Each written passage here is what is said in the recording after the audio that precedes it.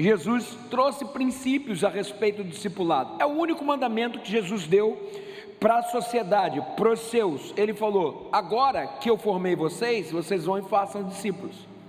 Mateus 28, vão por todo mundo e façam discípulos. Mas o que é fazer discípulos? Nós estamos aprendendo especificamente com o próprio Cristo. João capítulo 17, Jesus começa orando ao Pai, e é a oração que a gente conhece como oração sacerdotal. Muita gente pensa que ele está orando pela igreja. Sim, tem a ver com a gente, mas nessa oração ele coloca princípios importantes a respeito da sua principal função quando veio ao mundo. Está aqui lá em João 17 versículo 4, ele diz assim: eu te glorifiquei na terra, completando a obra que me deste para fazer. Completando, ou seja, a obra, quando Jesus falou com Deus, já estava completa.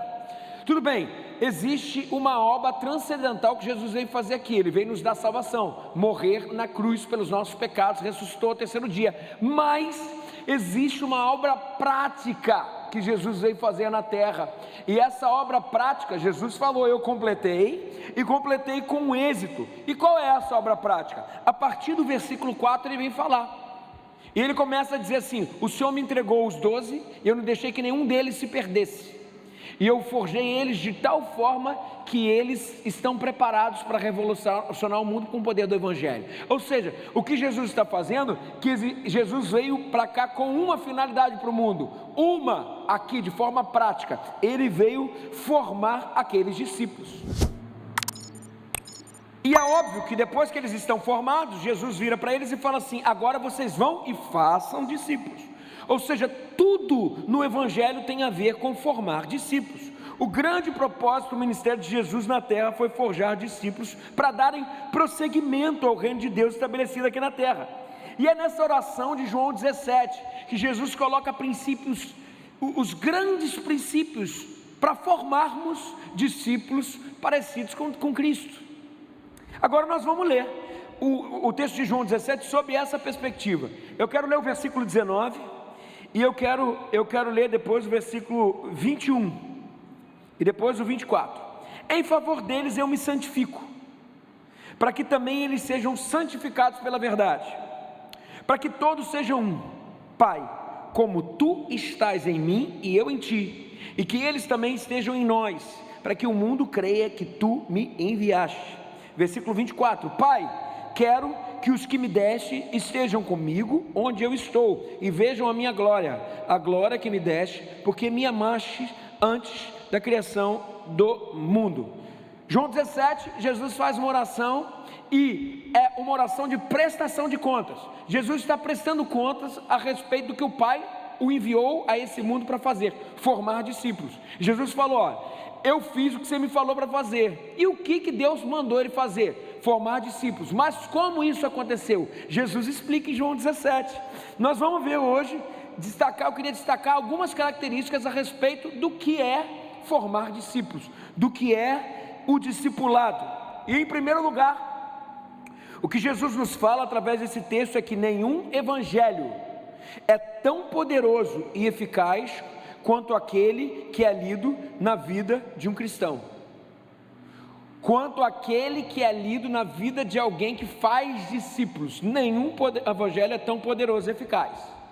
Ou seja, é a vida que prega e não o que ele fala. Olha o que diz aí, no versículo 19, Jesus fala assim: e a favor deles eu me santifico. Por que eu me santifico? Para que eles também sejam santificados na verdade. O princípio é: eu me santifico para que os meus discípulos sejam santificados. Sabe, aqui Jesus ele está ampliando a funcionalidade sobre santificação. Santificação é a forma da gente ver Deus, é a forma da gente se achegar ao Senhor. É isso mesmo, buscar a paz com todos, é a santificação, sem as tais não verás o Senhor. Hebreus capítulo 12. Então agora você pensa assim: santificado é a ação do Espírito Santo na minha vida para que eu me pareça com Cristo e me achegue a Ele. Mas Jesus aqui amplia o conceito de santificação. Aqui tem uma outra coisa que o texto está falando: santificação também é o maior presente de Deus que nós podemos dar àqueles que nos cercam, inclusive é forjá-los. Sabe por quê? porque a minha santificação também tem a ver com a transformação do outro. O texto também está dizendo que quando você se santifica, quem está perto de você se santifica também. É isso, é ou não é, gente? Você não vê os nossos filhos, as nossas crianças, quando a gente está lá fazendo barba, o nosso filho, daqui a pouco o nosso filho bebezinho pega lá e faz assim, ó, porque é modelo. Aí você vai pensando, olha pastor, mas isso aí então é místico, sabe? É uma o quê? É uma transferência mística? Não. Jesus está nos mostrando que uma das maiores ferramentas para fazermos discípulos é uma transferência de modelo. Discipulado é modelagem. O discipulador precisa ser alguém que demonstra uma fé, uma atitude, um comprometimento com as coisas de Deus, que quem está ao seu redor começa a querer isso também. Então, se o discipulador é um homem de oração, a pessoa que está sendo forjada a Cristo nele, o seu discípulo, vai olhar para ele e vai falar assim: caramba, eu preciso buscar o Senhor. Se o discipulador tem sede pelo Senhor, o teu discípulo vai ter sede pelo Senhor.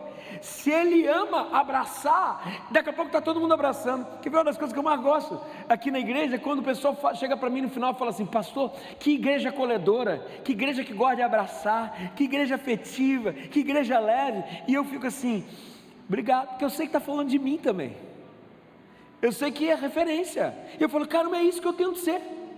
É isso que eu tento ser. Eu tento ser afetivo, eu tento ser alegre, eu tento ser amoroso, eu tento ser carinhoso, eu tento ser leve, sabe? É essa referência, é essa transferência de modelo. Pessoal, o discipulador, ele precisa ser esse modelo confiável, para que através dessa modelagem todos se pareçam com Cristo. É isso que Jesus está falando aqui. É em favor deles que eu me santifico. Eu me santifico a mim, para que eles também sejam santificados na verdade. Eles olham para Cristo, que é espelho de quem Deus é, e daqui a pouco eles estão parecidos com Cristo. Modelagem é a grande ferramenta do discipulado. Não basta multiplicar crentes e fazê-los viver numa comunidade. É preciso, gente, dar-lhes um padrão de vida, através da vida. É vida na vida. Vida através de vida. E aí, o que acontece? A nossa santificação vira um modelo influenciador. A gente vira um modelo que vai destronar o coração das pessoas antigos ideais, antigos ídolos, inveja, vaidade, pornografia, maldade. Pessoal, o discipulador, ele precisa se oferecer como um modelo confiável. Não tem jeito. Foi assim que o apóstolo Paulo inclusive ensinou. Olha aqui, 2 Timóteo capítulo 2, versículo 2, Paulo ensinando para o seu discípulo. Talvez isso aqui é o maior exemplo de modelagem e de discipulado. Discipulado é relação que gera vida. Relação que gera vida através de modelo. Olha o que o apóstolo Paulo diz para Timóteo. Lembra?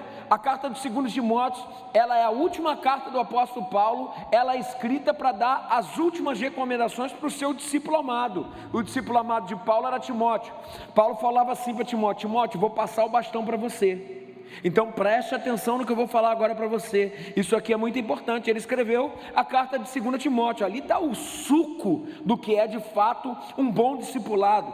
E o apóstolo Paulo fala assim para Timóteo: essas coisas, Timóteo, que você me ouviu dizer na presença de muitas testemunhas, ou seja, isso tudo que você caminhou tendo a sua vida na minha vida, essa coisa que você ouviu dizer na presença de muitas testemunhas, confia a homens fiéis. Não é qualquer homem, é homem que se aceita modelar, homens fiéis, que sejam capazes também de ensinar outros homens. Discipulado é geracional, através de modelagem. Paulo está dizendo que o caminho para a transformação do mundo é gente fiel treinando gente fiel, que treina gente fiel, que treina gente fiel. Fazer igreja é uma coisa, fazer discípulo é outra. É vida na vida, é tomar café junto, gente, é muito café. E aí, vai fazer o quê? Vamos tomar café. E aí, vai fazer o quê? Vamos assistir o jogo do Fluminense. Aleluia. Uou, vem cá. Tá difícil ser humilde. Tá difícil. Outro dia eu vi outra coisa e falei: vamos parar com esse negócio de patriotismo. Vou parar, já chega. E se os caras forem campeão? Meu irmão, se eu for campeão, eu olho todo mundo de cima. Tá tudo certo, tá tudo certo.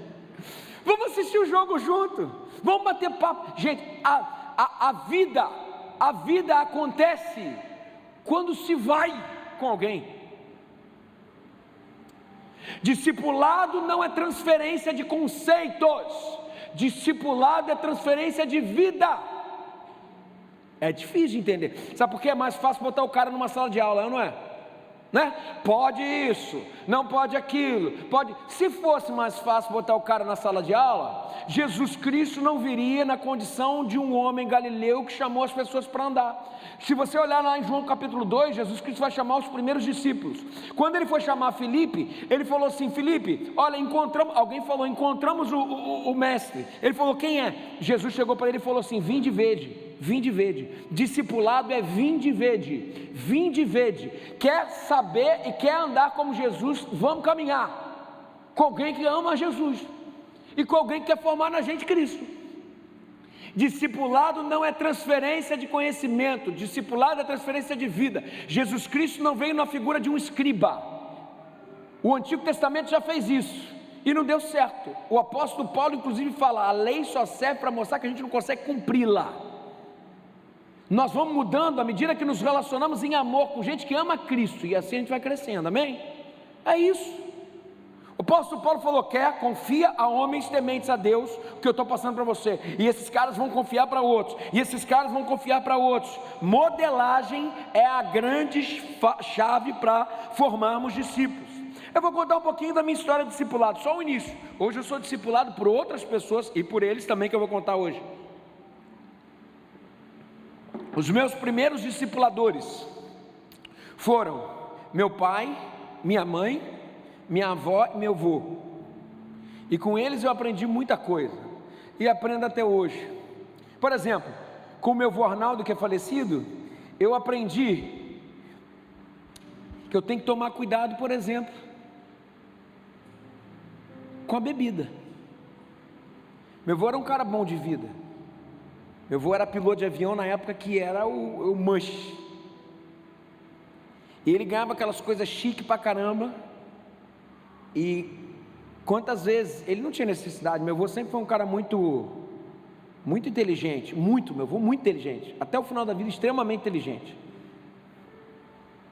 Ele explicava para mim e para o Luiz César: meu filho, olha só, beber não é pecado não, mas embriagar é. Mas cuidado, porque isso aí é uma cilada para a tua vida. Ele pegava aqueles whisky caro que ele recebia, sabe? Podia vender, não podia? Ele falou: eu não quero mal para mim, eu não quero para o outro não. Ele abria aquele negócio, despejava na privada, para mim e para o Luiz César, e falava assim: meus filhos, tomem cuidado, que um dia isso pode ser uma cilada para vocês. Ó, eu aprendi muito com meu avô. Esse discipulado, vida na vida, modelo, é muito mais do que não pode beber. Ele está perdendo grana ali. Ele podia vender aquele negócio, ganhar uma grana, era um negócio caro. Não quero para o outro. Eu aprendi muito com meu pai, trazendo o filho dos outros para casa, entre aspas. E lá em casa tinha até um apelido, era a pensão da tia Estela, da minha mãe. Porque minha mãe pegava todos os meus amigos, gente muitas vezes com a família destruída, gente que estava com dificuldade em casa. Minha mãe e meu pai, sabe o que ele fazia? Chegava do trabalho cansado e sentava para jogar ping-pong com a gente, e dava de comer para os meus amigos, e discipulava os meus amigos. Meus pais discipularam os meus amigos comigo também. Sabe o que meu pai estava me ensinando? Meu pai estava me ensinando que o outro é mais importante do que ter grana, que servir as pessoas é a coisa mais importante do evangelho. Outro dia, quando eu ganhei maturidade, eu cheguei para meu pai e falei assim: pô pai, você já fez a conta, quanto você deve ter perdido, entre aspas, dando comida, porque gente, lá em casa era um albergue, era difícil encontrar um dia que não tinha ninguém. Gente, todos esses meus amigos hoje, todos não, mas a maioria virou pastor, virou ministro, virou tudo, gente com dificuldade, gente com problema na família. Eu sei que eles estavam pastoreando os meus amigos. Meu pai me ensinou, daí meu pai falou assim: meu filho, se eu for fazer essa conta vai ser um negócio. Mas ele falou assim: meu pai, não importa o dinheiro não, Está aí, ó, vocês estão criados, vocês estão apaixonados pelo Senhor. Meus pais estavam me ensinando que servir as pessoas é melhor do que ter dinheiro. Discipulado. Como não me esquecer, por exemplo, dos meus pais, meu pai e minha mãe. A gente foi morar em Minas Gerais e a gente morava numa cidadezinha chamada Lavras, e a gente fazia parte de uma igreja bem pequenininha.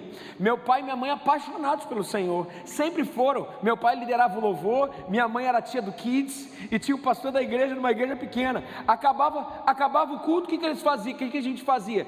Gente, filho de crente é assim, come o que tem. Ia lá, pegava um negócio na cantina, entendeu? Por isso que a gente é assim, eu e o Luiz César, a gente gosta de comer, entendeu? Gosta. A gente come o que tem, a gente comia um macarrão, alguma coisa lá. Sabe o que a gente ia fazer? A igreja tinha uma missão dentro de uma tribo indígena.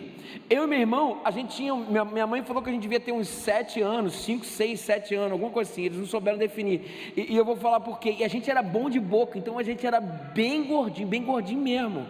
Tudo bem que vocês devem estar espantados, porque agora, olha como eu estou, brincadeira. A gente era bem gordinho. E daí acabava o culto, a gente comia alguma coisa ali, e meu pai, meu pai era do louvor, minha mãe era tia do Kids, e o pastor da igreja. A gente ia para essa tribo indígena, na trilha do trem, eu, meu irmão, e a minha família e o pastor, e a gente ia para lá, para pregar o evangelho, e eu via a alegria deles. No meio do caminho não dava, porque a gente era muito gordinho, a gente ficava toda assada, gordinho assando a perna assim, né? Ficava toda assadinho. Daí o que acontecia? Botava a gente na carcunda do meu pai e na carcunda do pastor. Eles chegavam mortos lá, faziam o trabalho, não sei o que, voltava, e a gente na carcunda, coitado deles. Sabe o que meu pai estava mostrando? Não existe sacrifício para quem quer servir ao Senhor discipulado. Vocês percebem? Não existe. Apaixonados pelo Senhor, apaixonados pela obra de Deus, apaixonados, eu estou aprendendo com eles, modelagem, eu estou aprendendo com eles. Meu avô Arnaldo, uma das grandes referências de homem de Deus para mim, já falei sobre ele pela bebida. Meu avô era um cara muito estável, uma alegria para o meu avô, era uma alegria, mas nem tanto, sabe? Eu sou sanguíneo, efusivo, tal, meu avô não, aqui ó, tristeza para o meu avô, tudo bem, era tristeza, mas vai passar. Agora tinha uma coisa que tirava o meu avô da estribeira, uma coisa que fazia meu avô chorar, de ter que parar de falar. Quantas vezes eu vi isso no meu avô? Ele começava a falar sobre a transformação de uma pessoa no evangelho, e que Jesus estava fazendo pela vida de uma pessoa no evangelho. Daqui a pouco as lágrimas vinham aos olhos, ele tinha que parar de falar, porque não conseguia, ele chorava. Eu e meu irmão, a gente foi ficando mais maduro, e a gente foi tendo a percepção de que assim, a gente foi chorando junto com ele, óbvio, mas não era por causa daquele testemunho da transformação, mas olha a oportunidade que eu e meu irmão temos de estarmos cercados de pessoas que amam pessoas e querem conduzi-las ao evangelho. Discipulado. Eu e o Luiz César falo, gente, eu falo para o meu irmão aqui, eu falo para o meu irmão assim: Luiz César, se a gente fizer alguma coisa errada, der errado, a culpa é toda nossa, porque a gente teve discipulado, a gente teve referência.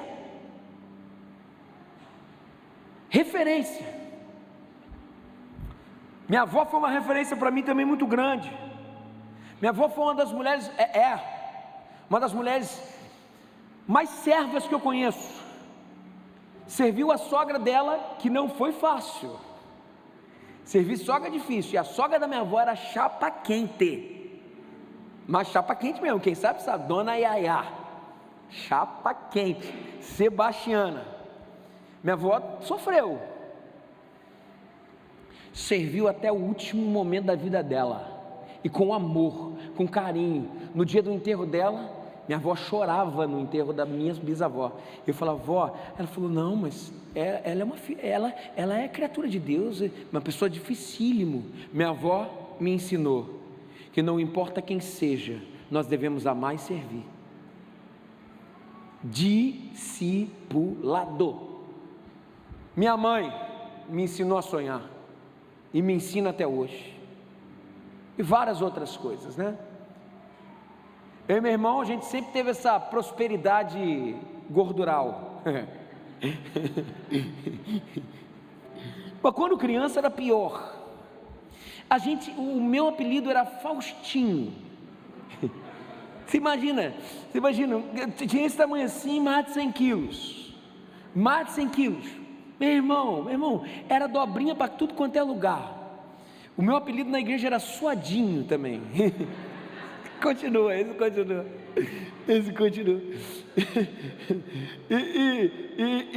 E é óbvio, nem existia essa palavra, mas eu sofria bullying na escola. Tá gordinho, não sei o que, tal, não sei o que. Vergonha de tudo, de todos. E minha mãe chegava em casa e falava assim: meu filho, você é lindo.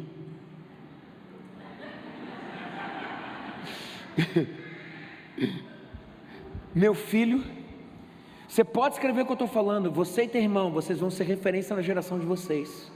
Você e teu irmão vão fazer coisas grandes no Senhor. E ela profetizava para a gente todo dia. Eu não me esqueço. Eu devia ter uns 7 anos, num acampamento da nossa igreja, da igreja de Tauá, um acampamento de juventude, não sei se era juventude, mas da igreja, de carnaval. Tinha uma gincana, sempre tinha gincana. E uma dessas gincanas tinha que botar alguém para pregar do time. Eu tinha 6, 7 anos. Me escolheram para pregar, foi a primeira vez que eu preguei, gente, me escolheram para pregar, e eu me lembro da apresentação do meu pai, que era o líder daquele time. Ele falou assim: gente, eu queria apresentar hoje alguém que eu creio vai mudar a sua geração pelo poder do Evangelho. Eu tinha 7 anos, eu lembro disso, estou contando, eu até me emociono, sabe? Vai mudar a geração dele pelo poder do Evangelho. Eu creio muito no que Deus tem para a vida desse rapaz. Queria apresentar para vocês o meu filho. E eu entrei para pregar. Sabe o que eles estavam fazendo? Gerando sonho no meu coração, mostrando como Deus me vê, não como a história me vê, como a história vê o outro. Eles geravam um sonho em mim e falavam assim: você é filho, eu acredito no que Deus tem para você. Discipulado é modelagem, é vida na vida. Discipulado é até transferência de conceito, mas através de transferência de vida.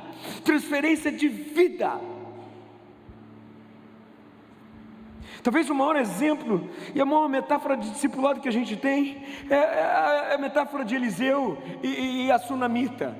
A gente sabe, a sunamita junto com o seu marido fizeram um quartinho para Eliseu. E Eliseu, um desses dias, no seu aposento, ele profetizou sobre a sunamita: olha, você vai ter um filho. Ela não podia ter filho. Na outra vez que Eliseu veio, o filho já estava lá. Aquele filho começou a crescer, e um dia ele estava trabalhando com seu pai, lá no campo. Ele teve uma dor forte na cabeça, e diz o texto que ele morreu.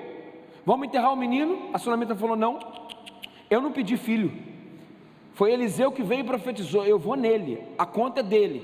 Eliseu, olha só, eu não pedi nenhum filho para o Senhor. Deus me dá um filho, ele morre, vai resolver teus problemas. Isso mesmo, vai resolver teus problemas.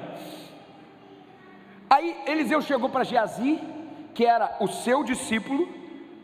Foi o que o pastor José falou: gente, tudo na vida, tudo no texto bíblico é discipulado, tudo. Eliseu chegou para Geazi, seu discípulo, que estava sendo forjado através de relacionamento, e deu o cajado de Eliseu, que representava a autoridade.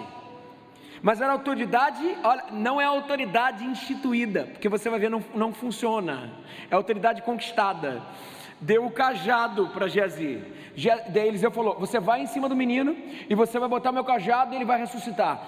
Geazi foi, e Eliseu foi indo atrás. Eliseu já estava mais velhinho, Geazi foi na frente. Chegou lá, entrou no quarto, o menino estava lá, ele colocou o cajado. E quando colocou o cajado de Eliseu em cima do menino, nada aconteceu. Sabe por quê? Porque dogma, porque totem, porque religião não funciona não para formar gente, para ressuscitar gente. O que funciona é vida na vida. Olha o que aconteceu. Quando Eliseu chega, Eliseu vê a criança lá. Aí talvez é o maior modelo que eu poderia apresentar de discipulado. Eliseu coloca a boca dele na boca do corpo da criança, coloca as suas mãos, os seus braços no braço da criança, coloca o seu corpo quente no corpo gélido daquele menino. E quando Eliseu toca e entra em contato do morto com o vivo, o menino ressuscita. Agora preste atenção. Talvez essa seja a expressão bíblica que define mais o que é discipulado. Discipulado é reproduzirmos vida em contato com vida. Vida em contato com vida. Cara, tu está com alguma área morta na tua vida? aproxima de alguém que está com alguma área viva, está com essa área viva. Tu está se isolando, morrendo, aproxima de gente que está viva. Vida produz vida. Vida mais morte é igual a vida, gente. Tipo, menos e menos dá mais. Aqui mais e menos dá mais. Vida em contato com vida.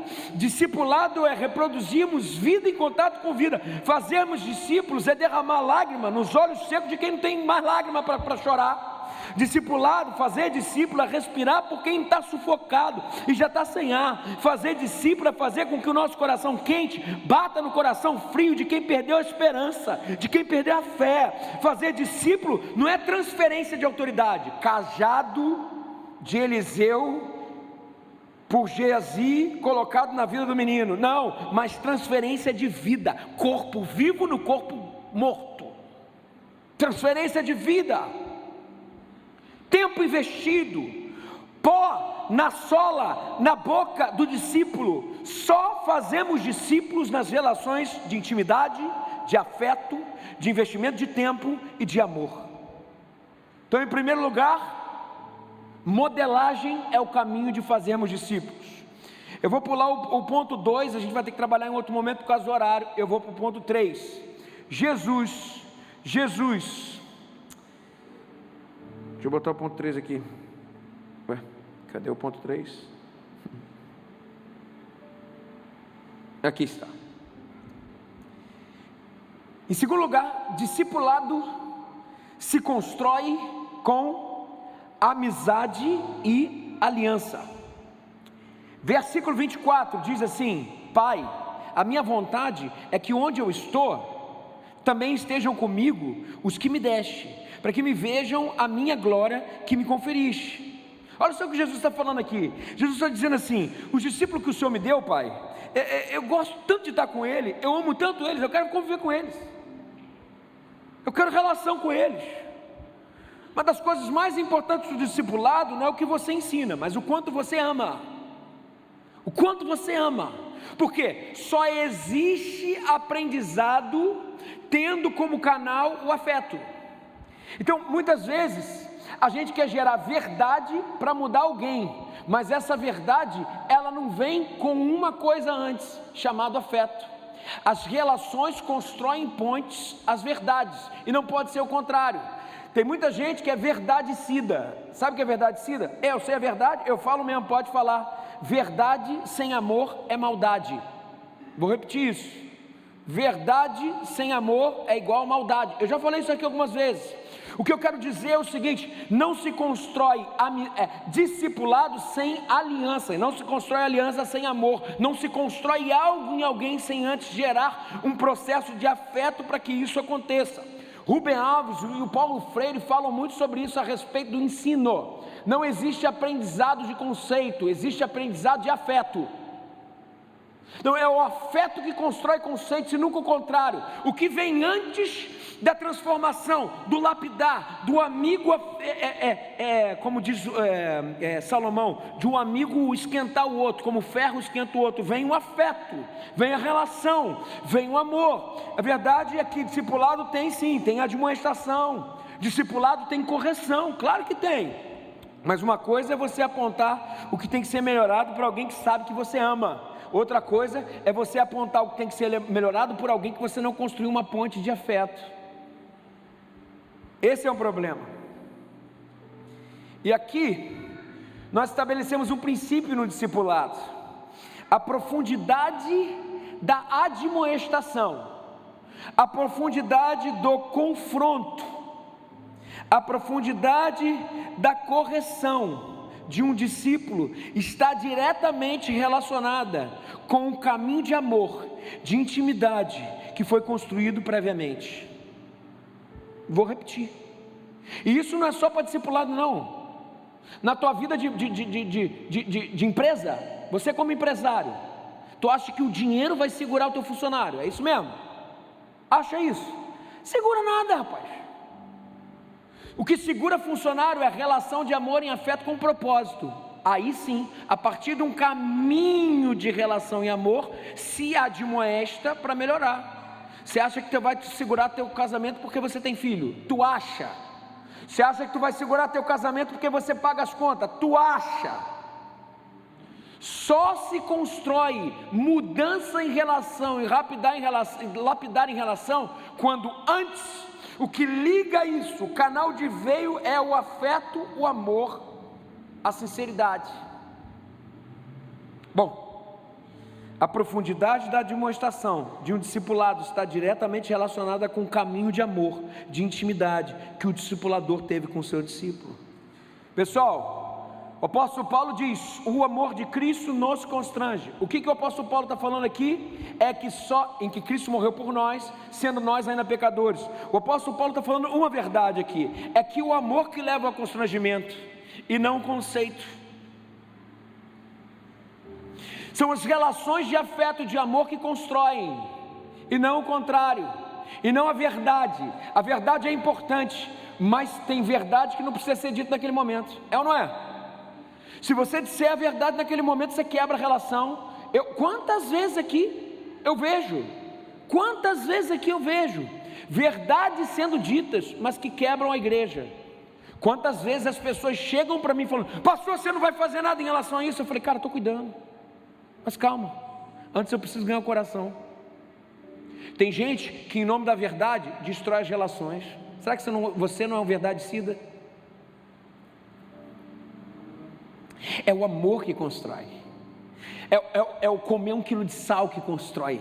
Não tem jeito, gente. Você tem comido 1 quilo de sal nas suas relações, no seu casamento, antes de dizer, é como diria o poeta, né? É preciso saber viver, tem que saber viver, cara. Tem hora que tu tem que calar. Por isso que Eclesiastes capítulo 3 diz: há tempo para todas as coisas, tempo para calar, tempo para falar, tempo para plantar, tempo para destruir, tem tempo para tudo, cara.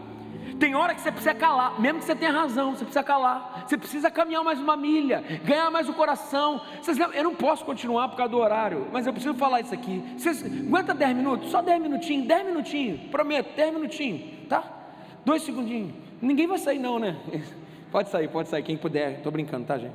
Por exemplo, Jesus, quando foi caminhando com os caminhantes de Emaús, ele foi caminhando, sabe? Ele foi caminhando com os caminhantes de Emaús. Jesus tinha morrido, ele morreu, mas ressuscitou, eles não sabiam. Os caminhantes de Emaús estavam voltando para Emaús, falando assim: ó, levaram o nosso mestre, levaram o nosso Senhor. E daí Jesus falou assim: mas o que está acontecendo? Jesus, era ele que estava ali, ressurreto. Aí os caras deram uma bronca em Jesus. Só você não sabe as coisas que estão acontecendo em Israel. Os caras deram uma bronca em Jesus, absurda. Cara, era aquele que todo mundo pensou. A gente pensou que era tudo bem, que alguém falou que ele ressuscitou, mas a alma não queria acreditar. Já tinha falado para eles, mas não sei o que, deram uma bronca. Sabe o que Jesus fez? Jesus começou a contar a história de Israel, mas não se revelou não, ficou quietinho. Não era o momento, porque o coração não estava preparado. Perceba, quando o coração não está preparado para a verdade, coma mais 1 quilo de sal, espera um pouquinho mais. Tem gente que em nome da verdade está se matando. Espera um pouquinho mais. Aí diz o texto que quando eles chegaram em Emaús, Jesus fez com que vai um pouquinho mais a distância. E se quiser pode subir no vídeo, não tem problema não, Jesus, vem cá que eu vou te usar aqui agora na brincadeira, vai lá. Ó, por exemplo, o caminhante de Emaús, caminhante de Emaús. Jesus fez com que andasse um pouquinho mais a distância. Depois que fez com que andasse um pouquinho mais a distância, os caras falaram assim: não, cara, vem cá, come uma refeição comigo. Jesus entrou na casa dos caras. Quando entrou, aí eu acho esse tema maravilhoso, porque diz o texto que eles sentaram à mesa, e quando Jesus partiu o pão, os olhos abriram. Sabe o que é esse partir de pão? Vida na vida. Partiu o pão, os olhos abriram. Se Jesus tivesse demonstrado eles no caminho, eles até podiam ficar com a verdade, mas não ficariam com o Cristo ressurreto.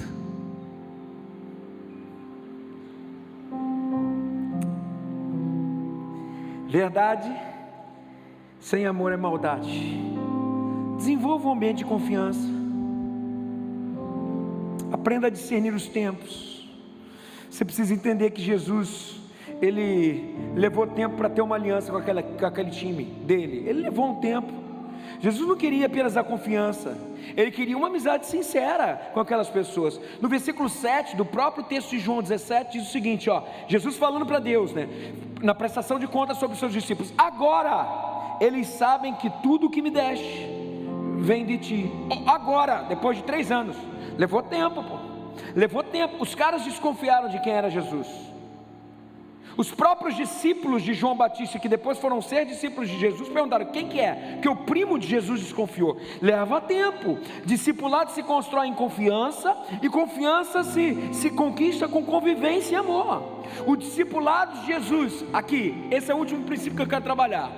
O discipulado de Jesus sempre segue um caminho. Começa como servo, vira amigo, e a amizade vira aliança. De novo, começa como servo, vira amigo, e a amizade vira aliança. Quer ver? Isso é o que Jesus falou lá no capítulo 12 de João, para os 12, perdão, no capítulo 15, para os seus discípulos. Ele disse assim: depois de conviver 3 anos com os caras, no final do ministério de Jesus, já agora não vos chamo mais de servo, mas vos chamo de amigos, porque tudo que ouvi de meu Pai, eu lhes tornei conhecido. Demora.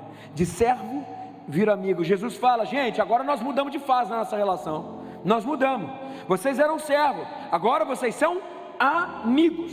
Pessoal, a convivência em amor, a liderança que se estabelece de fora servil, transforma servos em amigos. E a partir da amizade é que surge a demonstração. A partir da amizade é que surge lapidar. A partir da amizade é que um amigo afia o outro e sai faísca. É a partir da amizade que surge prestação de contas, cobrança, porque faz parte.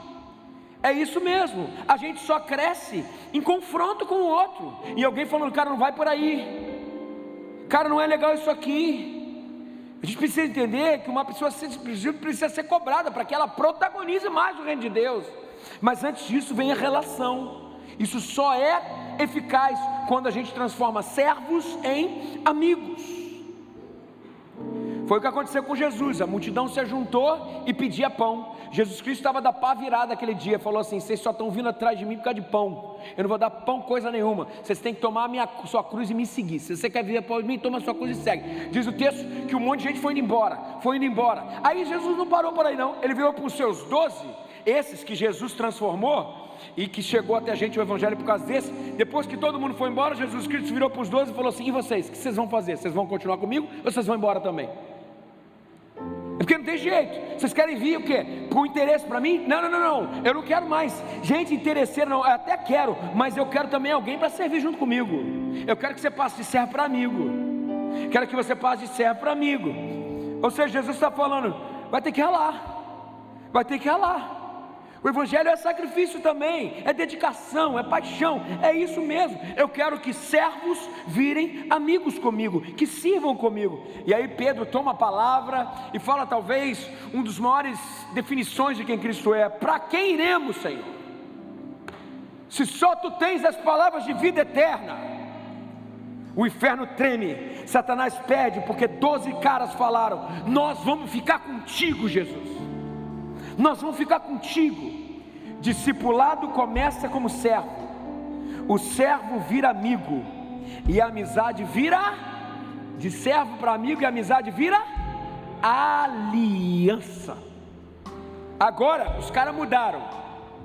Primeiro de servo para amigo, porque já se fazia conhecer. Nós não vamos embora, nós somos teu amigo, Jesus. Mas agora Jesus está desenvolvendo um caminho mais profundo no discipulado. O nome desse caminho profundo é aliança. Jesus morre, ressuscita, e aquele grupo se torna revolucionário, aliançado com Jesus, com o seu mestre. O inferno treme, por quê? Porque agora não tem o que tire esses caras que amam o seu amigo e tem aliança porque tem um propósito junto com o seu amigo. E aí Pedro e João são falados assim, fala assim, vocês não podem pregar o evangelho. Não pode pregar o evangelho? Como que eu vou me calar das coisas que diante dos homens e de Deus eu tenho visto e ouvido? Eu vou pregar sim, Senhor. Tiago tem sua cabeça decapitada e os caras continuam pregando. Depois crucificam Pedro de cabeça para baixo e os caras continuam pregando. Depois disso, isolam João numa ilha de Patmos, e porque antes ele recebeu uma bacia de óleo e ainda não morreu, óleo fervente, e ele vai para Patmos e o povo continua pregando. Morre um aqui, morre outro ali, e os caras continuam pregando. Agora não é mais amizade, gente, agora é aliança. Deixa eu te perguntar algo. Aqui nessa igreja você é o quê? Você é servo? Você é amigo? Ou você tem aliança? Você é servo? Ou seja, você faz alguma coisa? Não. Então, se você não faz nada, talvez é hora de tomar uma posição, de começar a fazer parte do corpo. Gente, a gente só se constrói em relação. Paga o preço de ser um só coração no Senhor.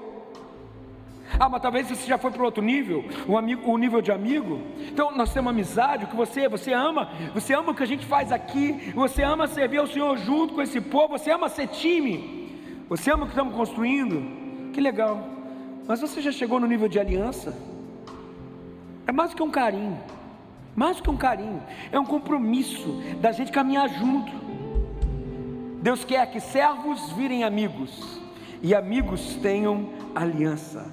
Gente, se a gente tiver aliança, não vai ser uma dificuldade um dia, um probleminha que a gente tem com alguém aqui, sabe, que vai te tirar dessa comunidade que você ama. Gente, uma das coisas que eu mais invisto tempo aqui é conciliando conflito, por besteira, porque um não consegue pedir perdão ou perdoar.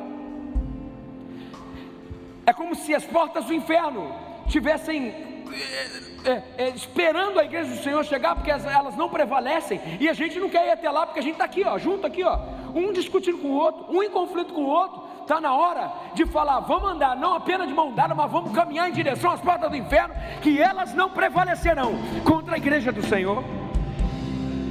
Você é servo, você é amigo, ou você tem aliança? Termine com essa ilustração. Você lembra? Quando Ruth e sua sogra Noemi, elas ficaram viúvas as duas. Ruth perdeu o seu marido, a sua sogra Noemi perdeu o seu marido. Ruth, uma moabita, elas moravam em Moabe. Ruth e Noemi moravam em Moabe. Aí Ruth fala para Noemi, sua sogra: Noemi, o que você vai fazer? E ela falou assim: eu vou voltar para Belém, lá em Belém eu tenho pão, pelo menos não vou passar mais fome. Por quê? Porque Noemi era israelita, Ruth era moabita.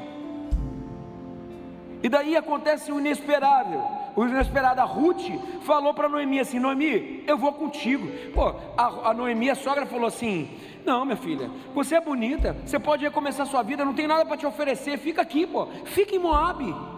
A Ruth respondeu para Noemi assim: sogra, onde tu fores eu vou. Imagina você falar isso para uma sogra. Meu Deus.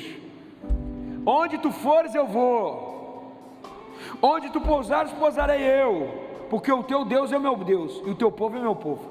Uau! Sabe o que no Ruth estava falando ali? Minha sogra, eu vou andar contigo. Minha sogra, seja minha discipuladora. Eu acredito na autoridade, na unção espiritual que tem sobre a sua vida. Eu acredito na tua maturidade espiritual. Eu acredito que você tem alguma coisa que você pode me ajudar. Eu vou contigo, você vai me ajudar. Olha que lindo isso aqui. Aí Noemi fala para Ruth assim: então tá bom, vamos junto. E elas vão para Belém.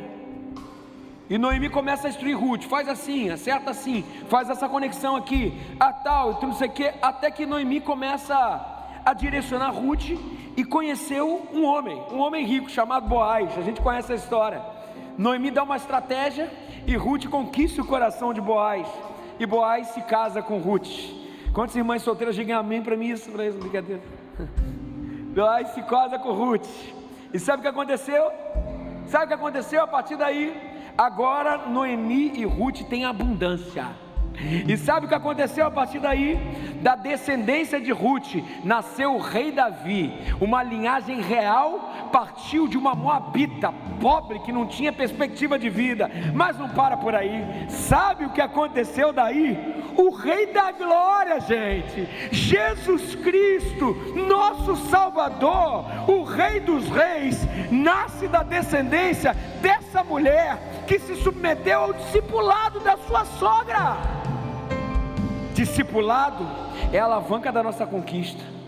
Discipulado é Jesus nascendo na nossa descendência. Vou repetir: discipulado é Jesus nascendo na nossa descendência. Discipulado é ser modelo, só se constrói assim. E discipulado até tem cobrança, tem respeito, mas isso não impede que amizade e aliança possam surgir para que Cristo seja forjado em nós. Deixa eu te perguntar alguma coisa: você já viveu isso? Ou você vive isso? Sabe, o que nós estamos falando aqui é tão sério. É a última ordenança de Jesus e a única depois que Ele ressuscitou. O que Jesus fala para mim e para você hoje é: volte ao meu projeto inicial, volte a fazer discípulos e volte a ser submetido a uma relação que te forje para se parecer com Cristo, a ser um discípulo. Fique de pé no seu lugar. A minha oração aqui essa manhã, e eu peço para todos que estão aqui, é: como está a sua relação com o outro? Tem alguém que está te forjando para ser igual a Cristo, ou o teu projeto é solo? Na igreja não existe projeto solo, gente. Não existe projeto solo. Se você está aqui hoje e está caminhando sozinho, você está sozinho literalmente, e Cristo não está sendo forjado em você. Deixa eu te fazer uma pergunta: você que está aqui e tem responsabilidade diante de alguém em discipulado, você tem se responsabilizado em construir Cristo e o caráter de Cristo nele?